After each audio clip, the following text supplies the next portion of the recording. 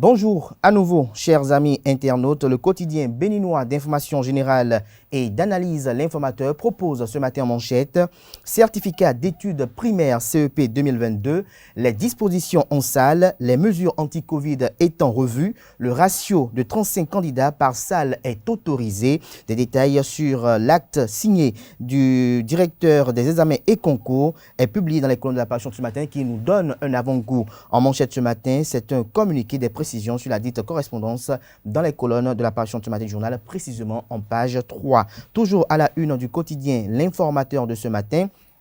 Élection législative inclusive, Imelda Bada de Mouel Bénin, entendez mouvement des élites engagées pour l'émancipation du Bénin Mouel, en parle. Des détails sur cette interview exclusive qu'elle accorde aux confrères de la rédaction de L'Informateur. Cette interview est retranscrite à la page 6 de la parution de ce matin du journal. Toujours à la une du quotidien L'Informateur de ce matin, forces armées béninoises, le gel des permissions levé. Toujours à la une du quotidien L'Informateur de ce matin, incendie à 7 dans le Mono, le Payo a encore fait des dégâts. Des détails sur le drame qui affole les uns les autres depuis hier dans les colonnes de la parution de ce matin de L'Informateur, dont l'oreille droite de la une de ce matin vous invite à découvrir dans les colonnes de sa parution du jour le journal École produit par les étudiants en formation de journalisme à l'École supérieure d'administration d'économie de journalisme et des métiers de l'audiovisuel ESA. Vous avez également l'affiche de Miss Estudiantine édition de l'année 2022, la 15e édition d'ailleurs. Vous avez en ligne de mire les honorables députés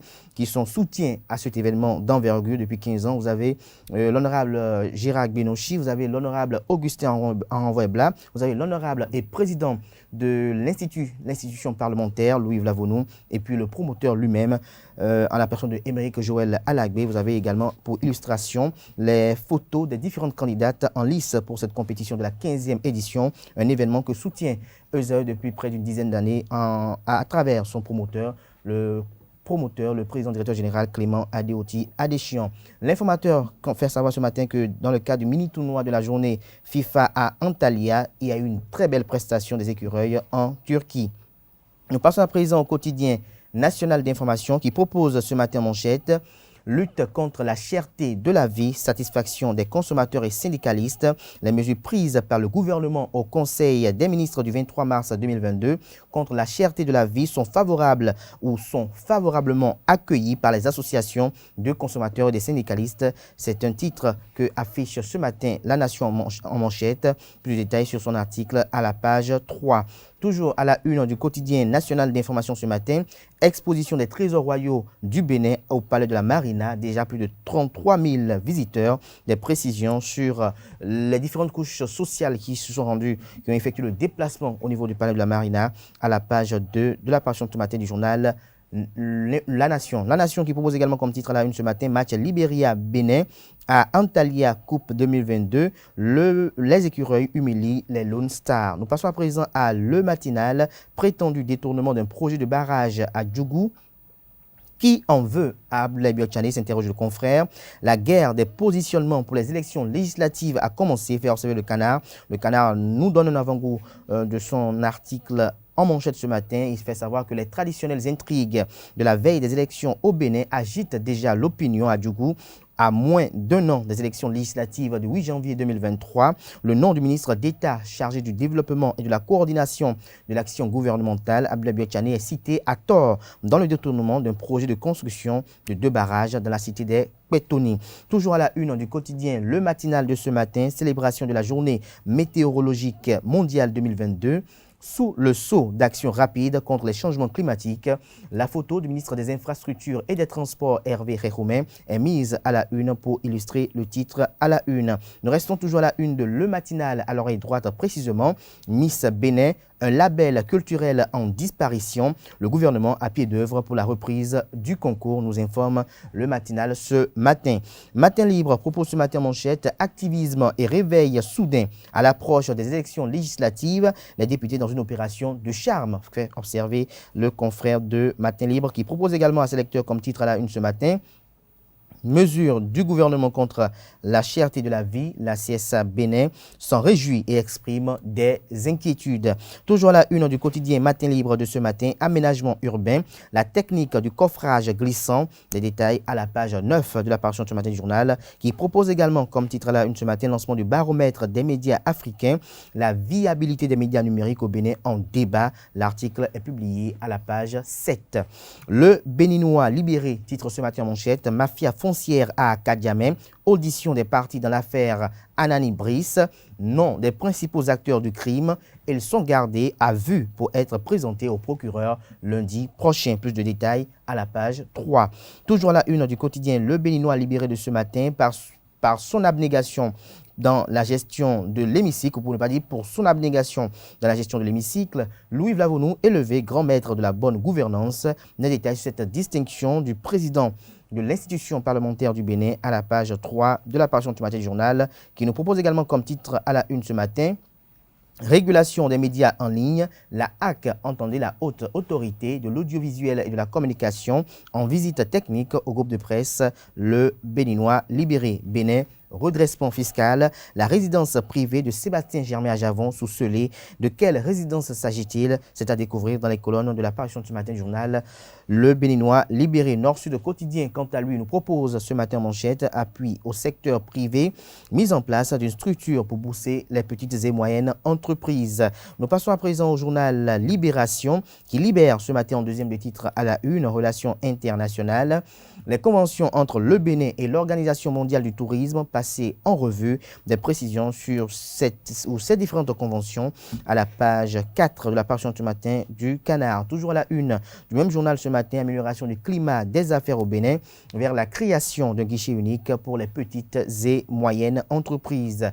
L'Indépendant titre ce matin, abus et injustice dans le lotissement à Ouida. 5 personnes en garde à vue dans le dossier foncier d'Akadiamé. La détermination du procureur de Ouida, Nadim Gado, dans le démantèlement de la mafia foncière à Akadiamé, suite au cri de détresse du sieur Brice Anani, porte ses fruits et permet d'entrevoir sous peu une porte de sortie, se réjouit le confrère ce matin qui nous donne des précisions avec son article à la page 4 de sa livraison du jour.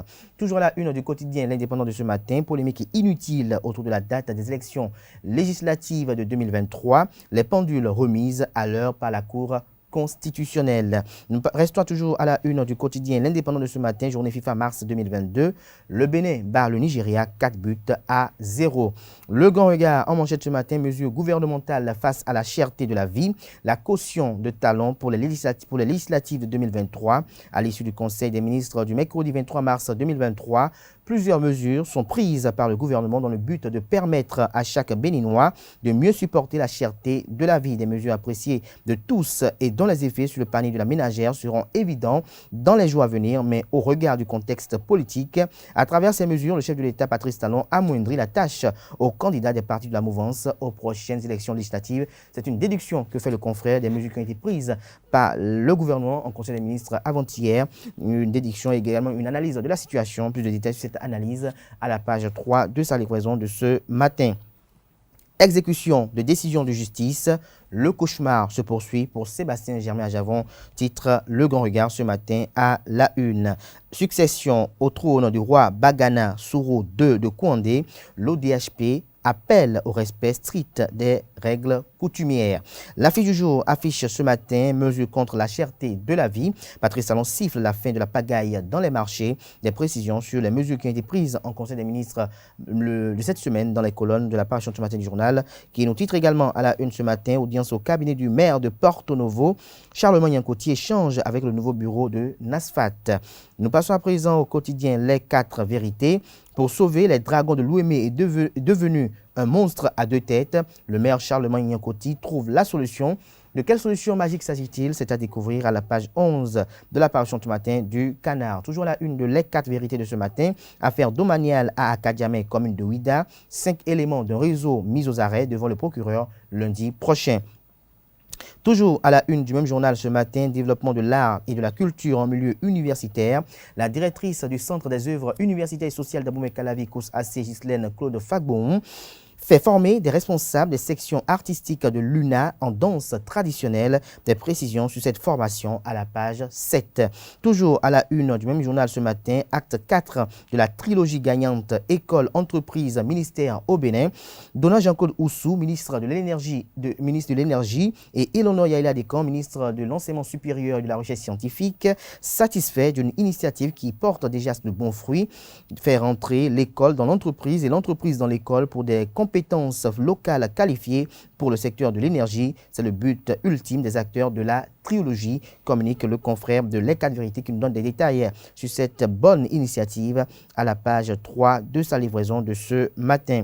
Nous passons à présent au journal Le Progrès qui se réjouit ce matin de la victoire d'hier du Bénin face au Libéria avec 4-0. Le Bénin revient en force, fait observer le confrère de Le Progrès. Toujours à la une du quotidien Le Progrès ce matin, du 23 au 24 février dernier à Lomé, l'Afrique unie contre les cybercriminels. Des précisions sur cette assise d'actualité à la page 5 de la parution de ce matin du journal Le Progrès. Toujours la une du quotidien Le Progrès de ce matin, cherté de la vie, Conseil des ministres, 80 milliards de francs CFA pour soutenir le panier de la ménagère. Suite à la décision du gouvernement sur la cherté de la vie, les Béninois félicitent le président Patrice Talon, l'application effective des nouveaux prix par les commerçants. L'autre défi pour le gouvernement, communique la Perche du Nord ce matin en manchette. Nous passons à présent au quotidien béninois Le Potentiel pour collusion et actes délictueux dans une procédure de marché public au port autonome de Cotonou. Damien Ségosounon, blâmé et chassé du poste de secrétaire général du port autonome de Cotonou.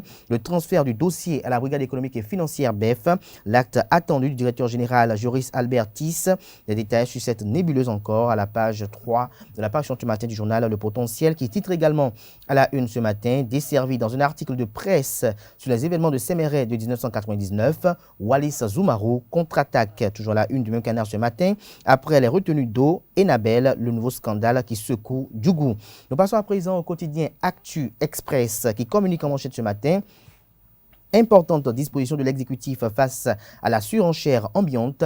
Tapis rouge de Wenceslas Woto au gouvernement Talon, l'évidence de l'attachement du président de la République au quotidien des populations du Bénin, des propositions concrètes pour un suivi effectif de toutes les mesures d'accompagnement vous sont révélées dans les colonnes de la parution du matin du journal. Toujours à la une du même canard ce matin, législative de 2023, guerre de positionnement sur fond de méchanceté gratuite, fait observer le confrère qui de l'éthique et de la morale en politique s'interroge-t-il, halte au retour des pratiques rétrogrades, désuète et contre-productive sur le terrain politique.